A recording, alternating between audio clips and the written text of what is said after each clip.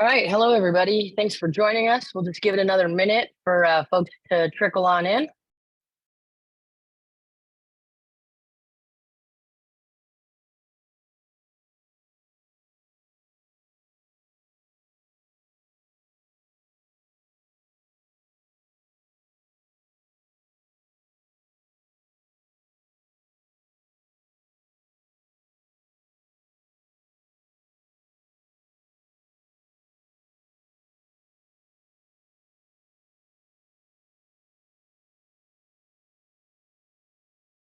For those that are just joining, we're just going to give it a minute to let some more folks pop in.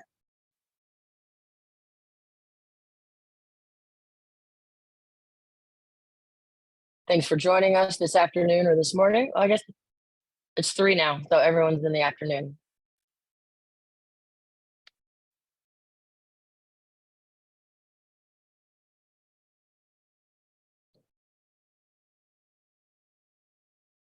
All right, it's 3:02, so I think we're just going to go ahead and kick this off. Thank you again, everyone, for joining us. As a reminder, this is going to be a webinar on adaptive housing resources. So various resources for an adaptive home and an independent life.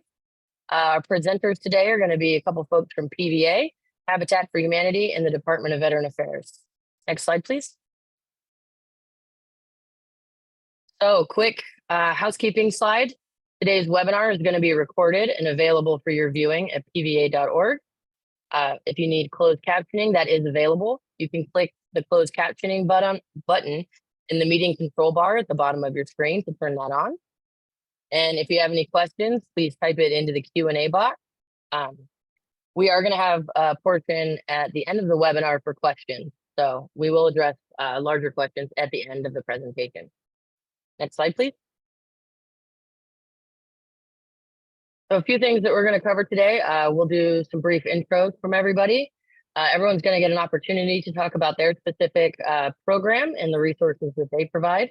I'm going to mention a little bit about a couple bills that we're tracking here at PVA National. And like I said, we'll have a Q&A portion at the end. Next slide, please. All right. So I think some of you may know me, some of you may not. My name is Julie Howell. I'm an Associate Legislative Director at PVA here in the DC office. Wayne? Good afternoon, everyone. My name is Wayne Broadfield. I'm the Associate Director with PVA Architecture here in National as well. And good afternoon, everybody. My name is Jason Latona. I'm the Chief for Specially Adapted Housing at the Department of Veterans Affairs under VBA, also located in Washington, D.C. Hi, everyone. I'm Michael DeLaRosa. I'm Habitat's second director of its Veterans Initiative and stationed out in Lansing, Michigan.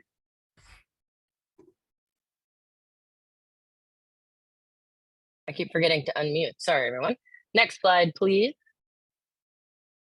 All right. Our first presenter up is going to be Jay with the Department of Veteran Affairs, but we do have to swap to another slide deck, so just bear with us on this for a sec.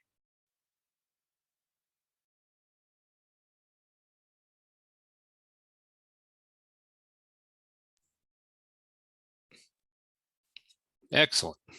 All right, Julie, you ready for me? Yes, sir. Take it away. Fantastic.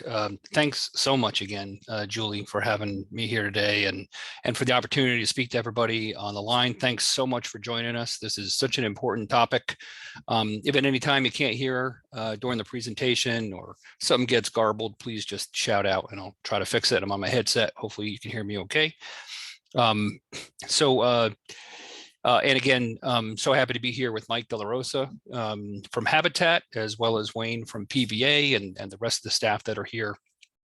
Just a fantastic partnership between these organizations. And I always look forward to working with you and collaborating and referring cases back and forth to make sure we're always providing the best service to our veteran and service member customers. So as I said before, my name is Jason Latona. I'm the Chief for Specially Adapted Housing here in the Department of Veterans Affairs. We fall under Loan Guarantee Service and VBA. At the bottom of that slide, it's going to appear here as well as on the last slide in the presentation is our direct email inbox goes directly to our policy team. If there are any issue cases or questions regarding specially adapted housing that you can't get answered, please feel free to contact us at that sahinfo.vbaco@va.gov website.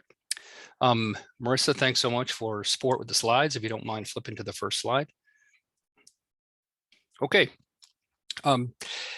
So I'm not going to assume that everyone knows how VA compensation benefits work.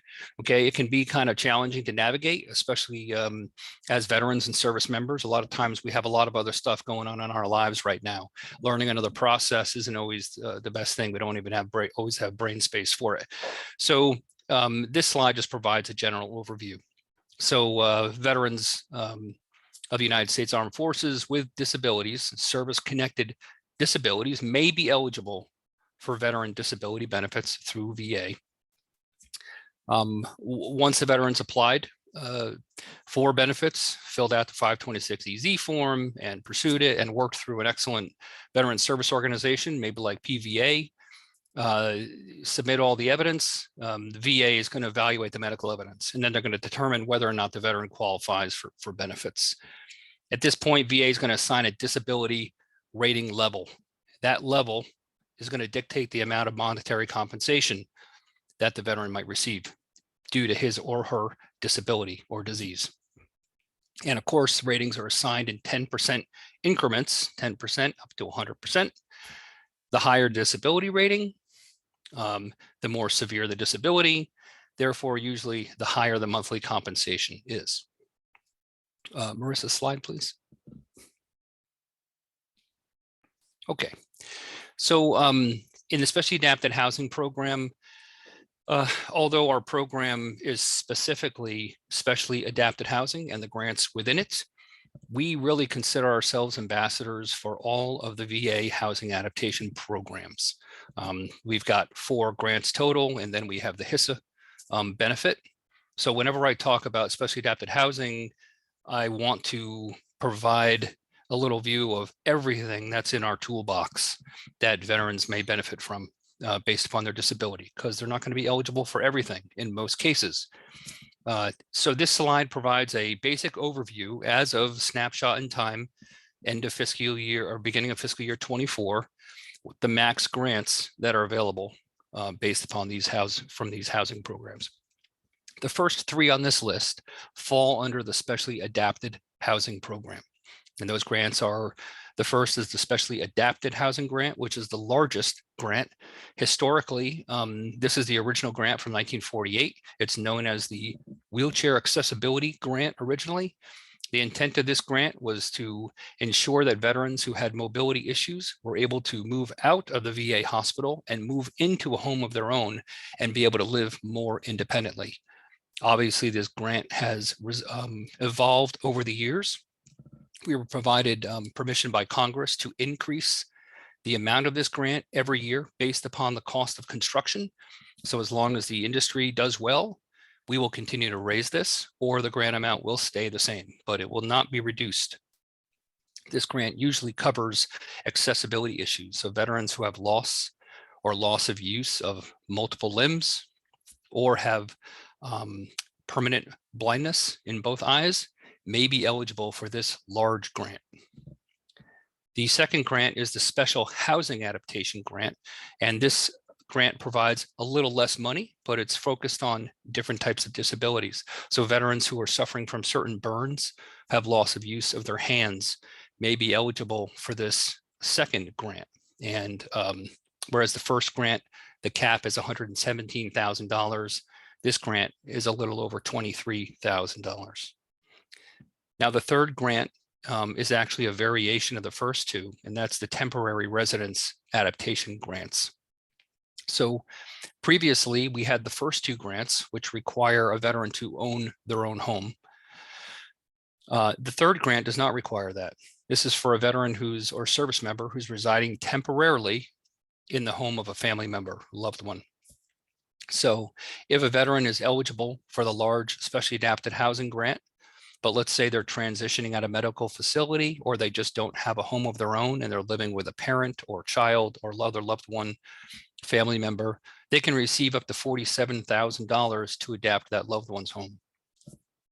If a veteran is eligible for the Special Housing Adaptation Grant, the $23,000 grant, and they're residing temporarily with a family member, they can receive up to $8,400 to adapt that home.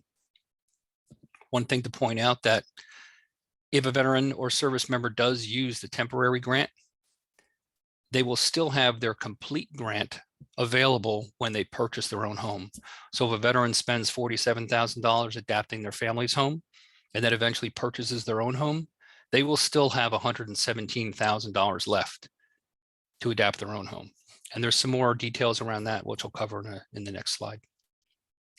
As far as the Veteran Readiness and Employment Program, which is their primary focus is employability, they have what's called the Independent Living Housing Adaptation Grant.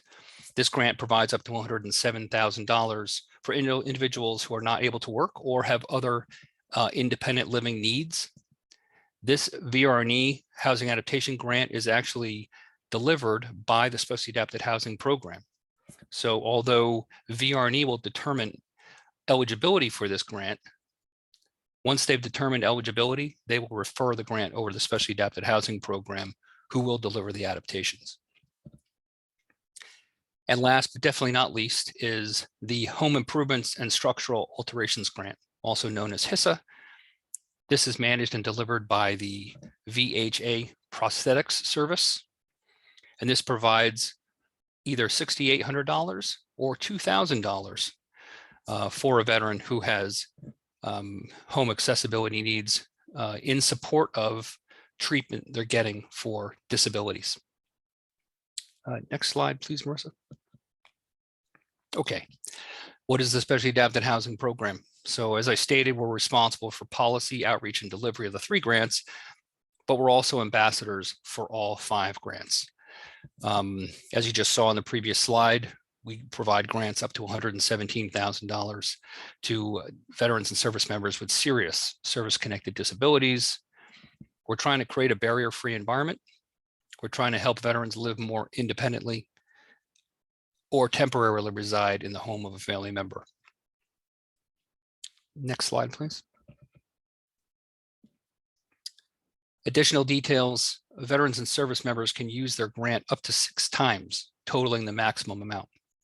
So for example, if a veteran is eligible this year in FY24 for a little over $117,000 and they only decide to use $50,000, they'll have the remaining balance left and 5 more usages where they can come back and chip away as their needs grow against that additional amount. On top of that, grant amounts are adjusted annually. So right now, the grant is $117,000. Who's to say the grant's not going to be $130,000 in 5 to 10 years from now? So if a veteran still has usages left, that cap of the grant will continue to go up, and that balance that they have waiting for future adaptations will continue to grow. On average, we approve over 2,000 grants a year, about $120 million in projects. In FY23, we approved over 2,300 grants for over $130 million just in fiscal year 23. Since program inception in 1948, the program's approved over 50,000 grants, totaling over $2 billion. Next slide, please. This is an overview of the grant process. I like to walk through this just so everyone kind of knows how it goes. And we'll touch on these points pretty quickly. So first is eligibility establishment. The first point I want to make is that the Specially Adapted Housing Program does not determine eligibility for the Specially Adapted Housing Grant. We deliver the grant, but VA's compensation service determines eligibility.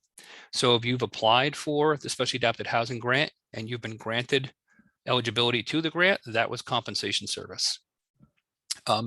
If you think you should be eligible and you weren't, you would be appealing to VA compensation service. That's who makes the determination. And that determination is made based on your VA medical record. Diagnostic codes are assigned either by your primary care physician or your own personal physician. And when you submit a compensation package, they determine what the codes are based upon your medical disabilities as they're stated. If you have a disability that's getting worse, it's your responsibility to let the VA know that. It's really important that you maintain your VA medical record, because that's going to impact ongoing benefits that you may be eligible for in the future. So once eligibility is established,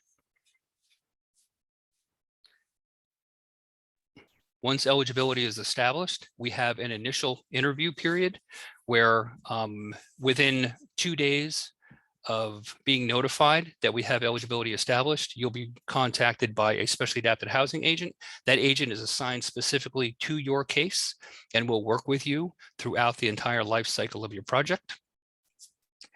Once that's done, we'll do what's called our feasibility and suitability study, where we determine that it's financially feasible for you to live in the new home you're purchasing or the home you're adapting, that the property is suitable for the adaptations you need, and that it's medically feasible for you to reside in the property, that the veteran or service member doesn't have to live in a medical facility due to their disabilities. Once you've established those 3 items, we give what's called our conditional approval. That's when veterans can start to incur costs, usually architectural costs, drafting costs, things like that, preparatory work that has to happen before the construction project begins. You're allowed to incur those costs and be reimbursed using grant funds afterwards. Once the veteran or service members identified a builder that they want to work with, submitted plans and a contract, we'll do what's called final grant approval. And at that point, that's the green light to begin the construction projects. That's when we'll order funds from Treasury. Step 6 is project management. Our SAH agent, who is dedicated and committed to your case, will be your advocate throughout the project and be able to assist, whether you're doing a plan 1 or plan 2, which is where you build a home either on property you own or property you're purchasing, or whether you're adapting a home that you already own. Either way, they'll work with you through the process. Once the project is complete, we do what's called our final field review. And at that point, once the veteran provides a satisfaction statement and we confirm that the build is compliant with the plans that we approved, we'll disperse the final payment to the builder, and then we'll close the project, and then the veteran can come back for additional uses. Next slide, please. Okay, and I just wanted to touch quickly on eligibility requirements. These are also available at our website. The link is below in the bottom of the page.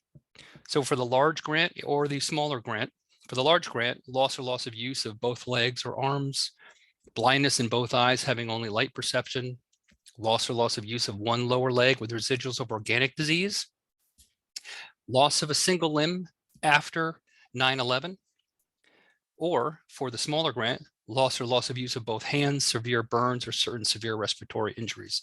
We also know that due to the PACT Act, we have more presumptive illnesses being determined under the PACT Act. If those illnesses impact your ability to ambulate, you may also be eligible or granted eligibility due to one of those illnesses. I also want to point out ALS is an automatic SAH eligibility. So a veteran or service member diagnosed with ALS, it's automatically considered presumptive and service connected. For those cases and for other veterans who have a terminal illness, we want to make sure we proceed with their grant packages as quickly as possible to deliver the adaptations they need to be able to live comfortably in their homes. Next slide, please. Okay, some challenges. We like to talk about these too because they're very common. We get a lot of requests for repair due to deferred maintenance. So if your roof has been leaking for 10 years, SAH grant funds can't be used for that. Any kind of deferred maintenance cannot be covered under the Specially Adapted Housing Grant Program. Also, connecting with the Veterans Care Team is a big thing for us. We always want to make sure that we're talking to the primary care physician, occupational therapists, kinesiologists, whoever else the veteran or service member is working with to make sure we're delivering a comprehensive approach to the veteran's adaptation needs. Also, connecting veterans with contractors can be a challenge. The VA, we will provide a list of builders in your area who may have completed a project for us in the past. However, we do not endorse any builders, and we recommend veterans get 3 bids, which is just good practice in the construction industry. Delivering adaptations quickly enough to meet veterans' needs is a big deal for us. We have a lot of impacts. Depending on where you are in the country, You may have a short build season. If you're in the far north, the ground is too hard to break ground and put in a foundation. So you may only have 8 months out of the year, 9 months out of the year where you can build. You have other heat conditions, things too. We have to navigate that and work with the construction specialist that the veteran has selected to make sure that we can deliver the adaptations quickly. Also, stretching grant dollars. One of the great things about VA, and one of the reasons we talk about the entire suite of 5 grants available, is we are able to combine those grants as needed. If the veteran's eligible for more than one grant, we can leverage all those different grant funds to make sure we're delivering the right adaptations. And then, of course, connecting with the building industry. We spend a lot of time doing outreach to the construction industry, educating them on our program, and encouraging them that when one of our veterans or service members calls and asks for a bid, we want them to pick up the phone and make them feel comfortable on how we disperse funds. Next slide, please. Okay, and here's some more contact information. The first link is to our homepage where you can find all kinds of information as well as how to apply. Very simple for the Specially Adapted Housing Grant. There's our email address again, sahinfo.vbaco@va.gov. And then a phone number where you can call 877-827-3702 and just select the option for SAH to be connected with somebody in your area who can answer questions regarding SAH. Again, so happy to be here and look forward to answering any questions anyone might have after the briefing. I think what you'll find is a lot of similarities between the programs that are talking today. We are pretty cohesive. We work well together, and we're working hard together to solve some of our nation's problems, like underserved communities and rural properties, things like that. So looking forward to answer any questions you might have after the briefing. And I believe after this, I'm turning it over to Mike. Thank you very much.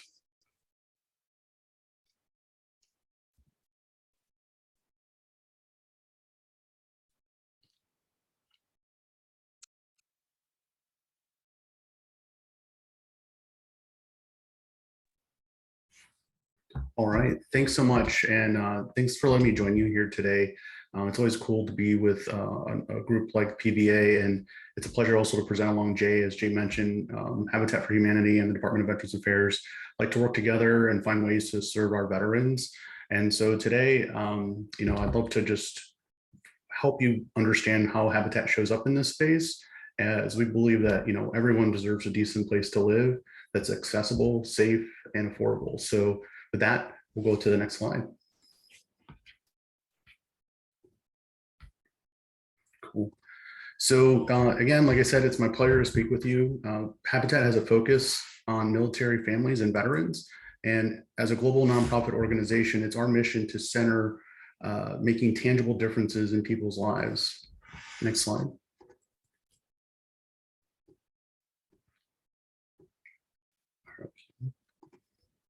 Since our inception in 1976, Habitat for Humanity has been instrumental in aiding over 29 million people across the world, including 70 countries, offering safe, decent, and affordable housing for families in need. Our unique approach involves partnering with families willing to invest their own labor in building their homes alongside community volunteers and our dedicated staff. This fosters not only vibrant neighborhoods, but instills a profound sense of pride and ownership in our families. Beyond construction, our efforts extend to addressing systemic barriers to attainable housing, and through our advocacy and community engagement, we build our impact. Next slide. So today, I'd like to provide an overview of Habitat's initiative to serve military and veteran families, where our mission is human-centered and we go beyond just building homes. We're part of a larger movement to rectify historical injustices in housing, especially for our Black, Indigenous, and veterans and military families of color, and those living with disabilities. We believe by empowering veterans and others facing systemic barriers, we're not only providing and preserving homes, but we're restoring honor and dignity to those who served our nation and live in our communities. So through this initiative, we provide a variety of services and programs that are tailored to the unique needs of the communities for veterans and military connected families. This includes home preservation, accessibility, modifications, and rehabilitation or repair programs, as well as new home construction projects. And as Jay mentioned, and again, thanking Julie for having me here, we also work closely with other organizations, statewide organizations and community partners to provide a range of support services, including financial counseling and job training programs. These collaborations are designed to help veterans and their families build a solid foundation for the future and achieve lasting affordability and generational wealth. Next slide. So under our build pillar, we focus on construction or constructing accessible and sustainable housing solutions. This is where the journey begins and part of our core work at Habitat. So for example, in Huntington, West Virginia, this formerly homeless veteran worked alongside volunteers to build a home tailored to his needs, creating a sustainable foundation for his family's future. So we're always looking at home ownership as an opportunity for folks in need. Next slide.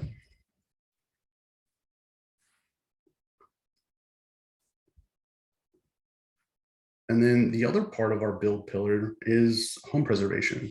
And it's another integral part of what we do, because those who have achieved home ownership, we want to help preserve the homes, creating intergenerational wealth and lasting affordability so that veterans can age in place. And one example that we often hear, and Jay kind of mentioned too, is like roofs, accessibility modifications. And what's unique is we're doing whole house assessments in this space, so families can make sure that not only address their needs, but also make sure that we're looking at all the connected systems. And we're really proud of this work because there's such a need for it. Next slide. And then in our engagement pillar, it's about creating resilient communities. So we also work closely with other organizations, like I mentioned, and community partners to provide a range of supportive services, including the financial coaching or job training. And we feel strongly that it's exemplified by our season of service. So like from this image here in Los Angeles this past fall, where veterans and community members came out fostering connections and combating social isolation. And I would say that's our core work. That's what Habitat primarily does. And each location is a unique and different in how it implements these things, but we're working to help them do better outreach to veteran organizations and also just to veterans themselves, because many veterans that we work with are not affiliated with any veteran service organization. And we'd like to be more well known within the veteran community to provide our services. So next slide. So I brought a video that kind of sums this all up. You can go ahead and play the video.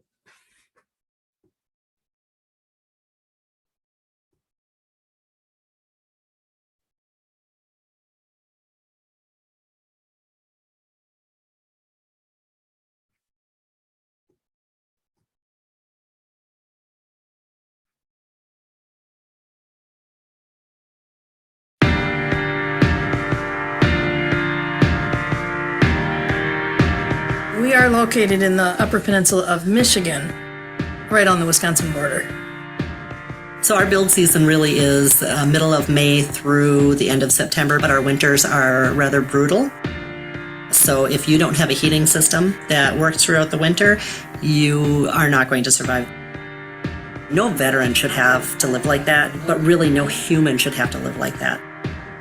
So Fred Keir, his roof was to a point where he had 11 pots and pans in his house to catch the drips. I was born in Lockup, Canada.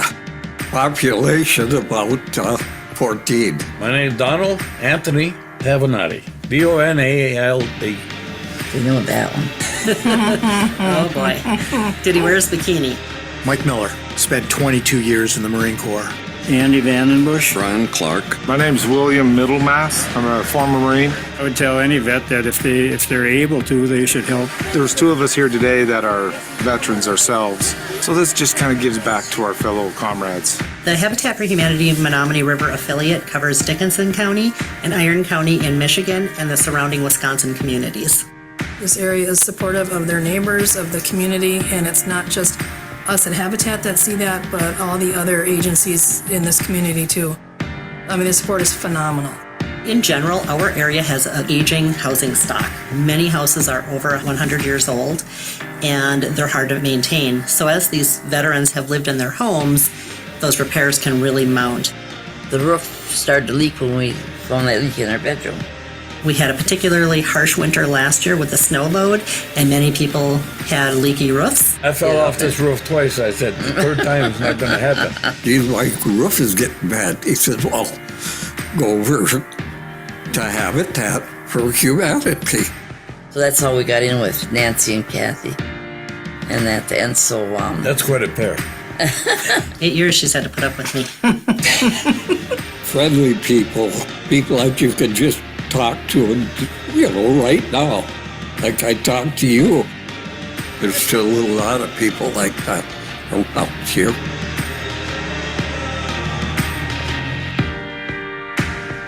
Our core construction crew works on Monday and Wednesday mornings. Most of them have been with us for a very long time, and the majority of them are veterans themselves. Served in the United States Army. I did 11 years active duty. You never really stop being soldier, sailor, airman, Marine.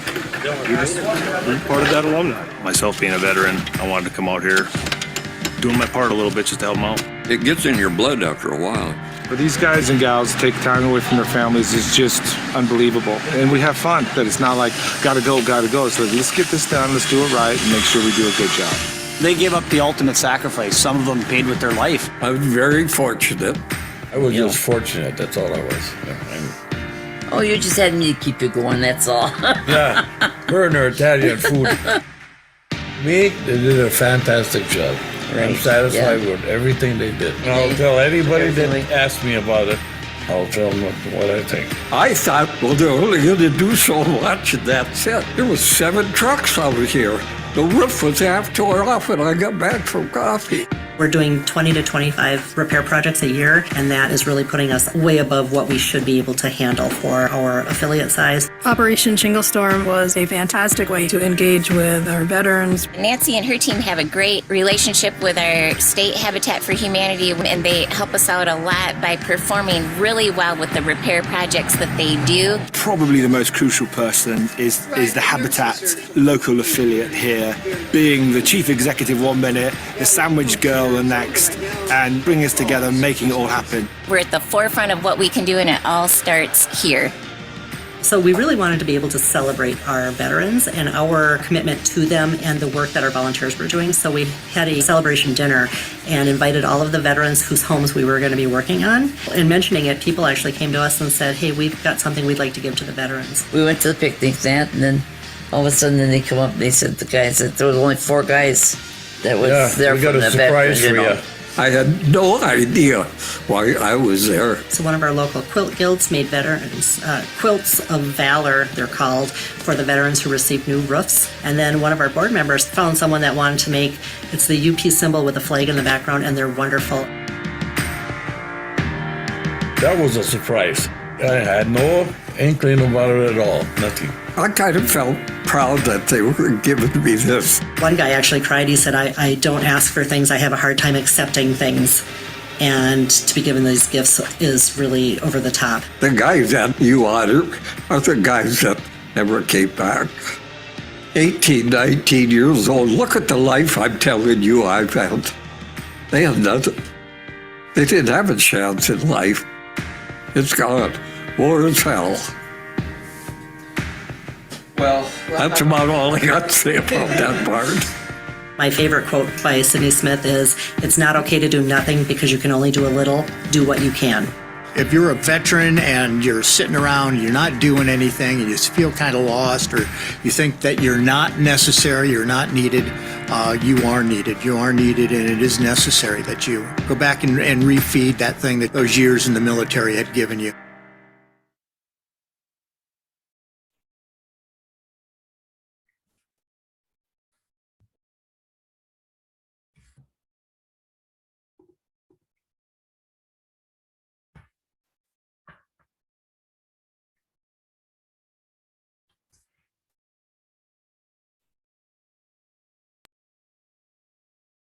He's bringing him up now. Go ahead. I figured.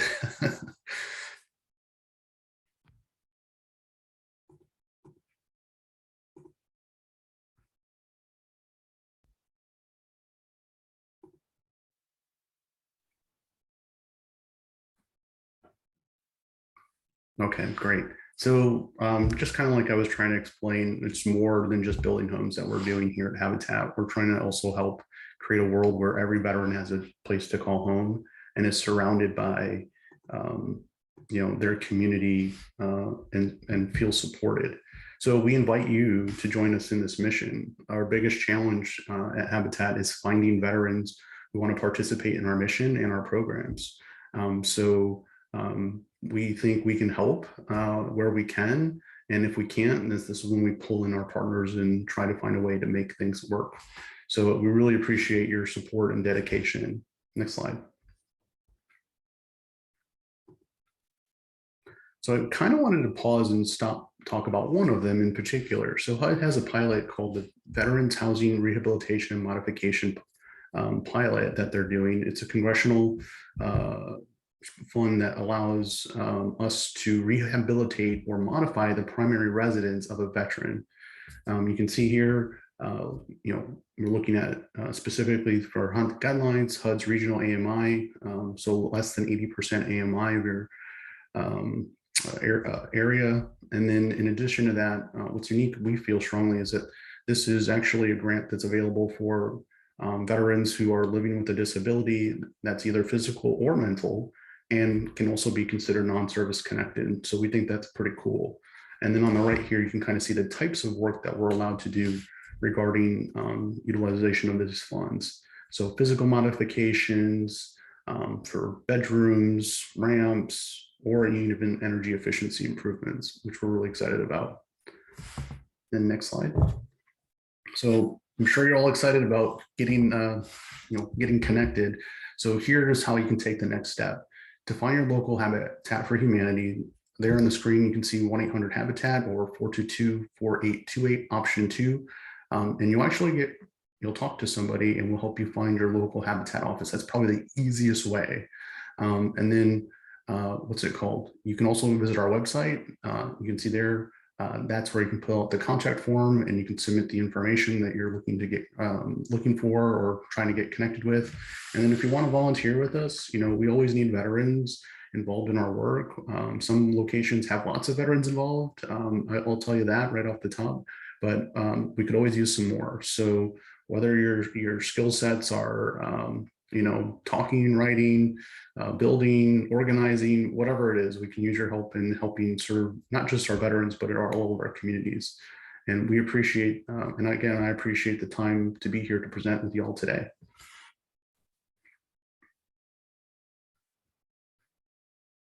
I think, Wayne, you're next.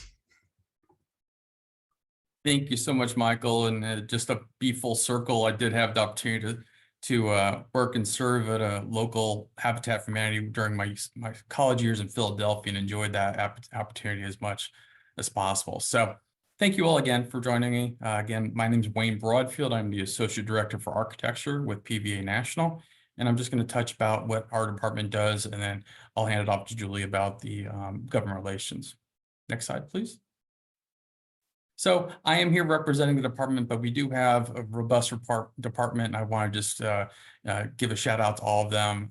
First, Mark Lichter, he's our director. Mark Thompson is the Senior Associate Director. You see me there right in the middle.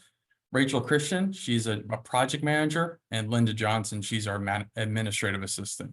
Between the four architects there, Mark, myself, and Rachel, we have approximately 70 years of experience within a professional licensure of being an architect. Next slide. The mission statement for PVA Architecture is to seek to promote accessible, barrier-free environments for veterans and all people with disabilities. Access to public buildings and structures should be a fundamental right and requires architectural design that makes public and private buildings, structures, entrances, and other facilities wheelchair accessible. Next slide. We do that through three causes. The first I want to talk about is our education outreach. What I'm doing right now could be qualified as outreach because I'm speaking with the public. But we do that across the country at Abilities Expos. Those are expos that are for the disabled community. And they're located all across the country. You could sign on through the website and see if we're going to be coming to a city near you. There's approximately 7 to 8 of them across the country where we talk about our accessible home design. That is one of our publications. You see the image there on the top right. This is a book that we've developed and written with information. This book is key for any homeowner, builder, contractor, and even architects. And we also do around the home columns and cover stories in PN Magazine. That's a magazine, Paraplegic News, that comes out every month. I just did the cover story of the December 2023 issue. Another element of our outreach, we do participate in design award juries across the country. I did not participate, but I do know PVA Architecture did represent and be part of the design award jury for the recent 2022 and 2023 Habitat for Humanity Design Awards. And Michael, hopefully we'll get the invite for 2024 as well. Architects within PVA have also participated in design award juries at local universities such as Catholic University, University of Virginia, Virginia Tech, and University of Maryland.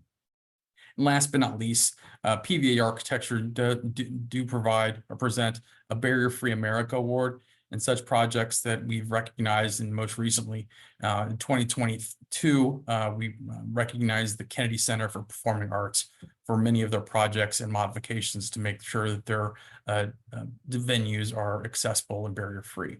Other examples of previous Barrier Free America Awards was the Missouri Soldiers Memorial in downtown St. Louis, Missouri. We have honored people. Bob Villa, excuse me, is one of the people that we've honored. And locally, the Virginia Governor's Mansion went through a robust renovation about 6-7 years ago, and we awarded that renovation for the Barrier Free America Award. Next slide, please. Our second pillar, as far as what our goals within PV architecture, relates to healthcare architecture. When we're talking about healthcare, we're specifically talking about the VA system of care in their hospitals across the country.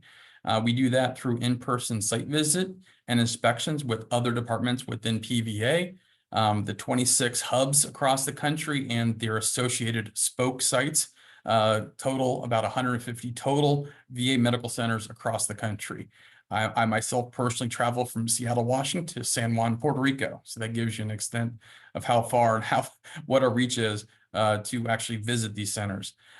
We do this through a VA directive where it's 7501 is the technical number, but basically that ensures that we're design consultants with any projects that relate to spinal cord injury centers. And we also work behind the scenes through work with the VA in establishing and crafting various design standards. And some of them I have here, the design standards specifically for the spinal cord injury centers within the VA hospital. We are on the equipment committee and the space criteria committee to make sure the rooms are large enough and the equipment that's provided is accessible and barrier free, including also the parking design manual. That's something that we are fighting for even more at spoke sites and making sure that SCI dedicated parking spaces are provided throughout the VA. Next slide, please. And last but not least, accessible design. And this is where our topic kind of melds into what was discussed about the era of the Jay and Michael. But we have an email address that anyone can email us and ask for a technical assistance question. You can be a veteran, you can be a member, but we do get questions from developers, nonprofits, and even other architects when they have the question about reading the code and they're not sure if the minimum is the maximum or maximum is the minimum dimensions and clearances, so that we provide a little bit of clarity and insight into that. We're also involved in writing the national barrier accessibility codes. The ADA, Paralyzed Veterans of America, was one of the original crafters of the original ADA in 1991. I am currently sitting on the ANSI A1171 review committee for proposals that will be implemented in the 2025 edition, along with the American Barriers Act and the U.S. Access Board. Next slide. And that's it for Julie. Go ahead, Julie. All right. Let me just make sure people can hear me. My headphones died in the middle of this. I hear nothing, so I assume that everybody can hear me. Thank you everybody for joining us. That was a lot of information. So everyone out there, take a deep breath. We'll zip through the rest of this. As a reminder, as a member of your government relations team, what we do is we work on legislation and we advocate for sensible policy that impacts you and hopefully makes your lives a little bit more simple.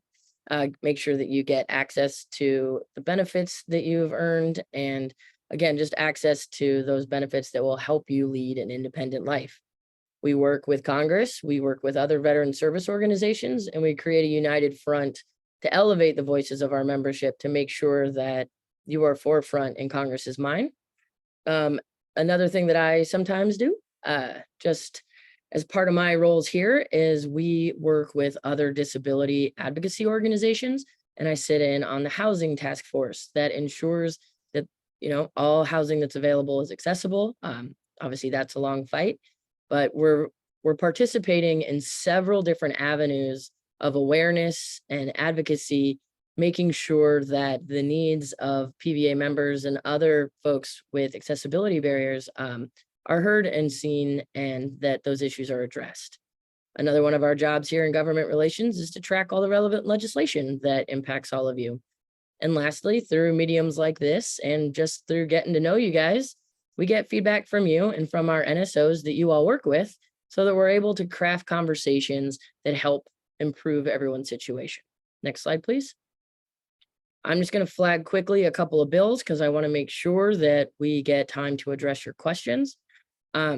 There's a couple pieces of legislation out there that are in play, and they seek to improve the HISA grant. So the Home Improvement Structural Alteration Grant that Jason from VA discussed. One bill is the Autonomy for Disabled Veterans Act. There's a bill in the House and in the Senate. And what that would do is increase the grant amount from $6,800 to $9,000. So that would increase that grant amount. And then it would tie that to a building index so that we don't have to continue to go back and increase that amount. It will rise annually with the market rate due to inflation and rising costs of building. There's also an additional bill called the Autonomy for All Disabled Veterans Act. A lot of these bills do very similar things. They sometimes have varying amounts. I'm sorry, I'm a little tongue-tied.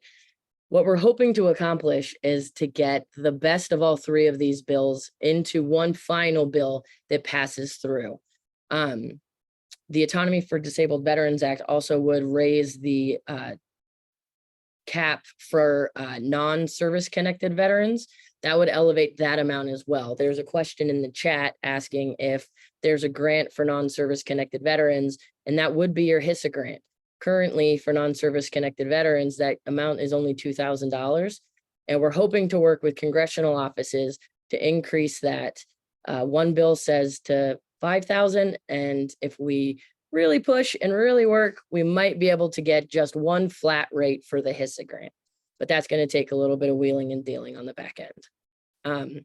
I also want to mention that, you know, this isn't a new fight for PVA, which many of you know. Your government relations shop worked with VA, and we helped bring in new updated changes to the SAH grant a couple years ago. We've been paying attention to these grants for a while and trying to do our best to make sure that they meet the need of all of our members. Again, it takes hearing from you for us to get the idea, to work with Congress, to get a bill across the finish line. It's sometimes a slow process, but we're working tirelessly over here to make sure that happens. Next slide, please. Maybe. Sorry. There we go. Some last minute flags. For your more detailed questions, I want you to know that not all of them may be addressed today in this webinar. I'm tracking them. We will get back to you for sure. But if you have super detailed questions, feel free, and I encourage you to reach out to your NSOs. Your NSOs are going to be the subject matter experts to get you connected with the appropriate grant based on your eligibility and the determinations. They are the experts even. As I mentioned, and as Jay stressed, each grant has different eligibility criteria. you have to make sure that your records with VA and your medical records are all up to date so that VA has the appropriate information when it comes to determining your eligibility for those grants. And, as several of you have done in the chat already, if you have concerns, elevate those. We need to be aware of them in order to be able to get you connected to an NSO so that we can find you the appropriate answers. Next slide. Okay. Woof, that was a lot of information. We are going to do our best to address some of the questions in the chat. Let me pull them up.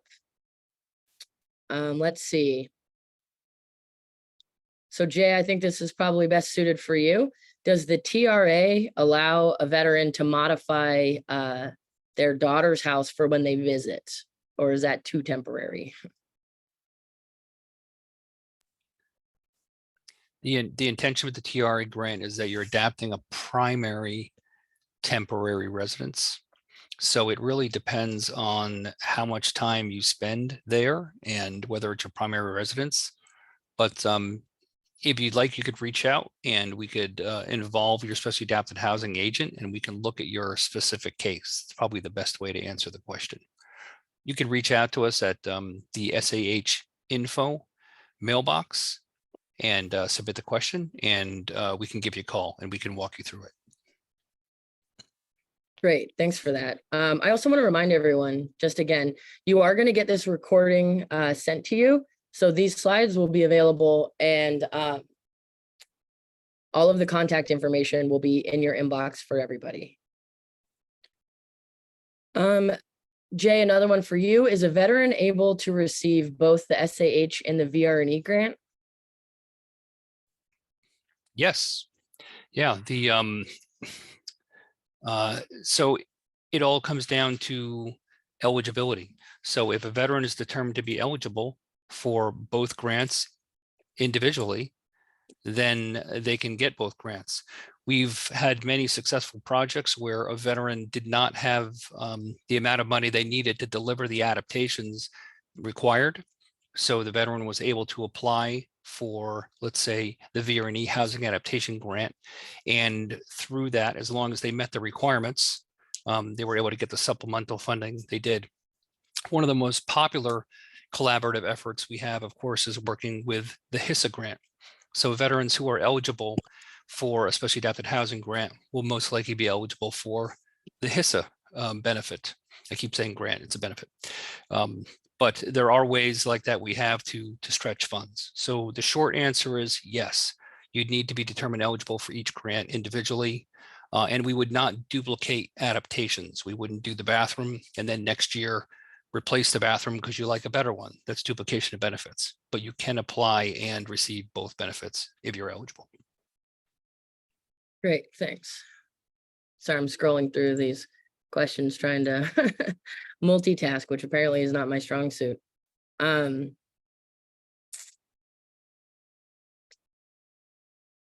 got a question in here from an Air Force veteran who's service connected, but it's 0%. They have a very old wheelchair ramp that needs to be replaced. And they're wondering if they can get help with that repair. And I believe that would basically just bring us back to HISA, I think. Definitely. There were, so another thing to remember too is that the VA offers durable medical equipment.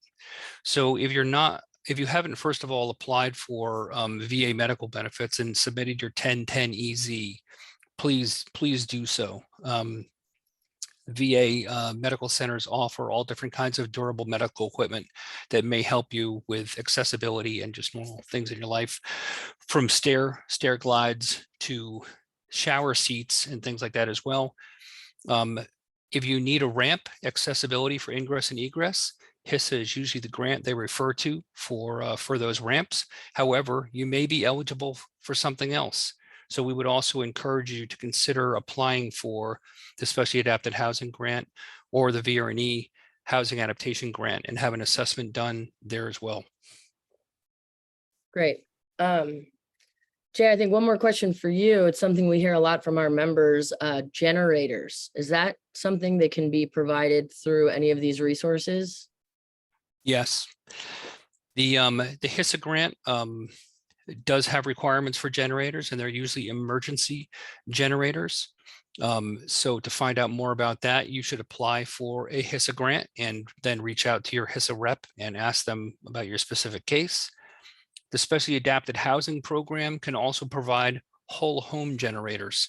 So the idea is we want to deliver an accessible property and make sure they use stable power in the home.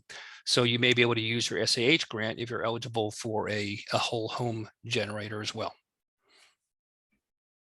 Great. And I'd also say that as we're talking about these, one of the beautiful things about the partnership that we have with nonprofits like Habitat is sometimes if you're coming to the VA and because of the disability rating process and you may not be eligible for something, nonprofit partners like Habitat will usually be able to assist you in ways that we can't. So I would definitely encourage you to research these types of things with Habitat Veterans Build and our other partners.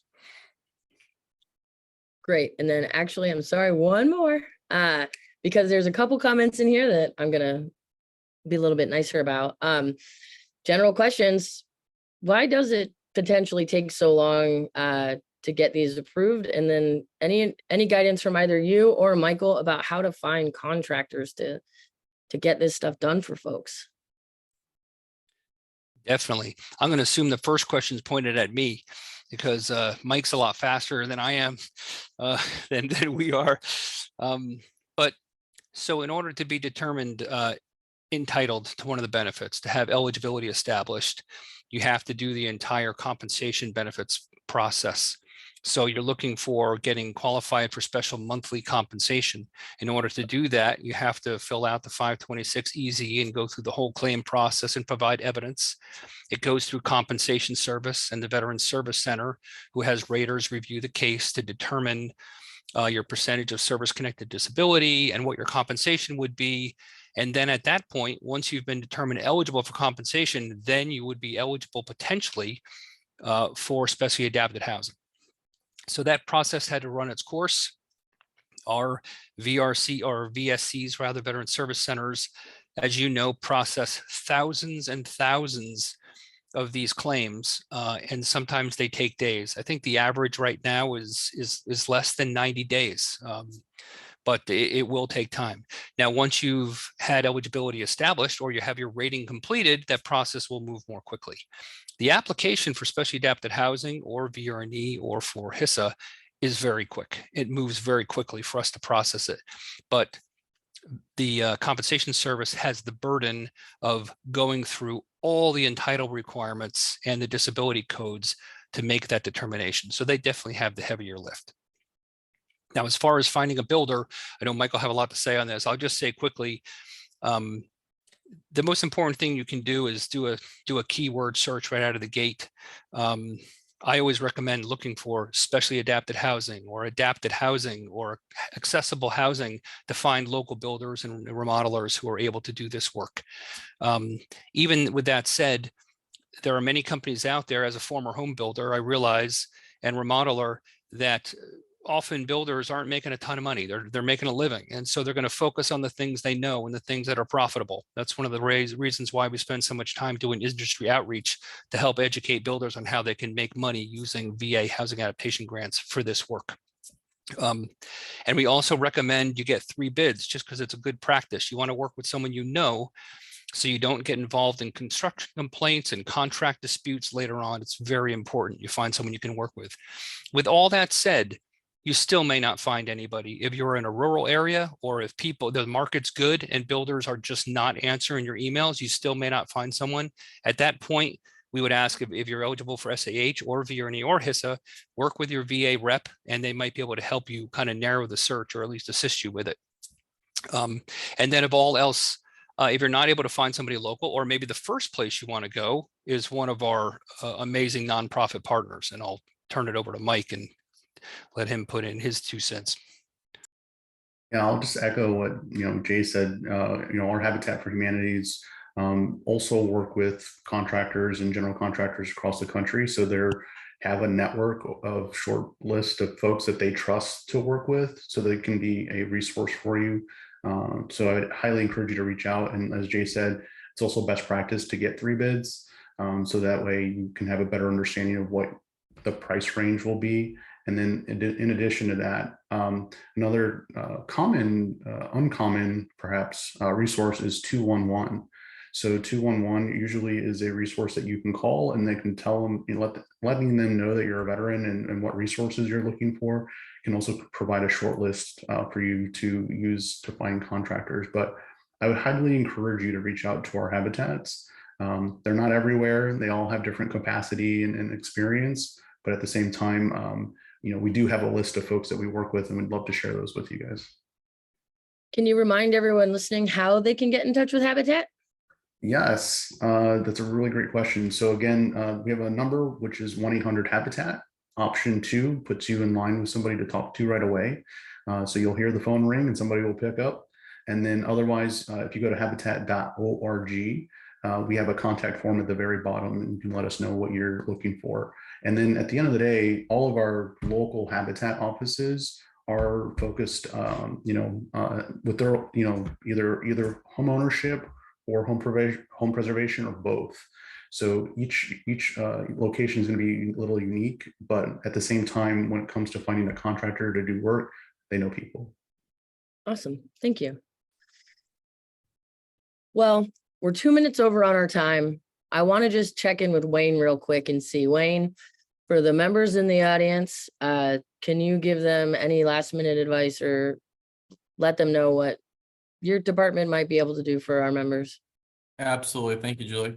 As far as the Specially Adapted Housing Grant Program, obviously you're going to be working with the NSOs to get the paperwork filed, and then through the approval process that Jason laid out pretty quickly and efficiently, the ideal area where PVA architecture can really assist any veteran is once they get the final approval and they start working with a contractor or architect. At that point, you can reach back out through with our NSOs, they'll reach back to us, and where we can assist in either when the plans are starting to be developed, as far as making sure the scope of work that the renovation that is taking place is accurate and that suits your needs. And we can also provide any kind of feedback and any kind of design assistance at that point. PVA architecture does not do design plans for renovation. We're strictly as a third-party reviewer and can provide any kind of insight because we do have a very vast history of projects and their renovations. So that's the best case. And again, reaching out to PVA architecture, it's simple as PVA architecture at pva.org. Thank you, Julie. Great, thanks. Folks, I'm very aware that there are some pretty hardcore questions in the chat that we haven't addressed yet. I want to assure you that we will address all of those. We will follow up via email. That is a vow I make to you. Your questions will be addressed by the appropriate person. So I don't want anyone to think that they were unheard in this. It's just some of these are quite complicated, and I think we knew that was going to happen. I'm actually delighted that all of you are able to join us and that you asked such thoughtful questions. I am not an expert, which is why we had VA and Habitat and Wayne join us on this. So we will dish out these questions to the appropriate person to get you the actual answers. So please don't think for a second that your question is falling on deaf ears. Okay, we're going to address all that. Thank you again for joining us. I really appreciate it. I hope you found this helpful. If you have any questions, you can email me or Wayne. And like I said, all of the questions in the chat will get addressed. So thank you so much again for joining us. And I hope you all have a great day and a great holiday coming up.